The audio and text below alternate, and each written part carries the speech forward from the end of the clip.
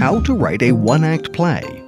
A one-act play is to the full-length play what a short story is to the novel, at least in terms of length and complexity.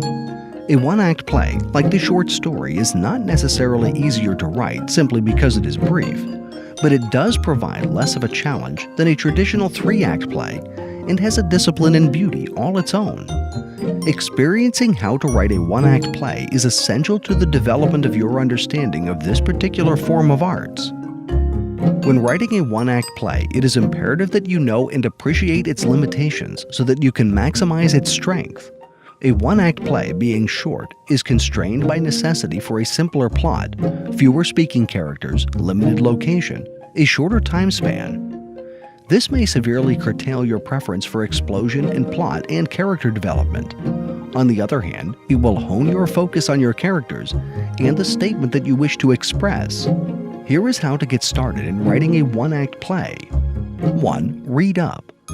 Find some one-act plays from the library, the internet, other sources you may find, and observe what they have in common.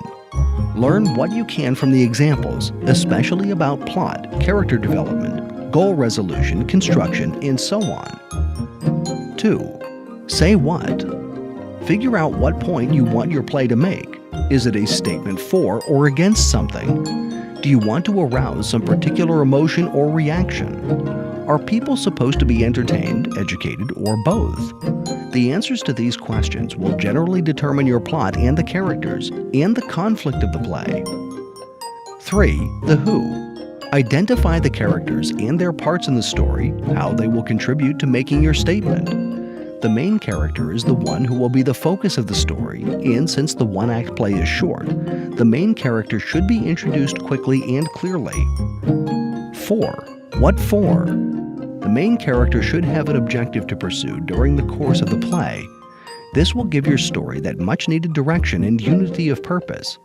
By writing a one-act play instead of, say, a propaganda article, you want to get your point across in a way that makes people think and figure things out for themselves.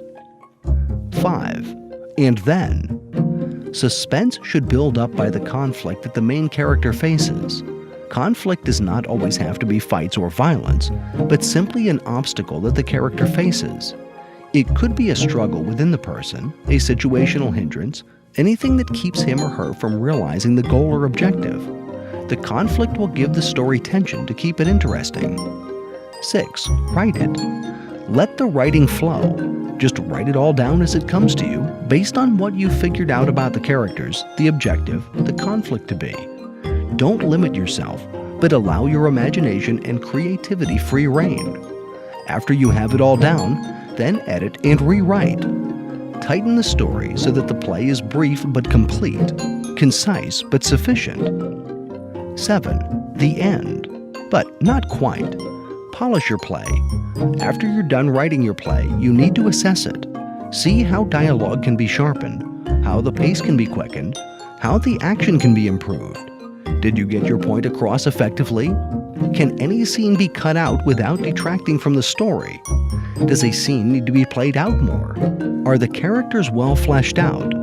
Are the stage directions and setting descriptions clear and complete? Is the conclusion believable and realistic? Does the ending satisfactorily wrap up the story? Critique your work and have it critiqued by others.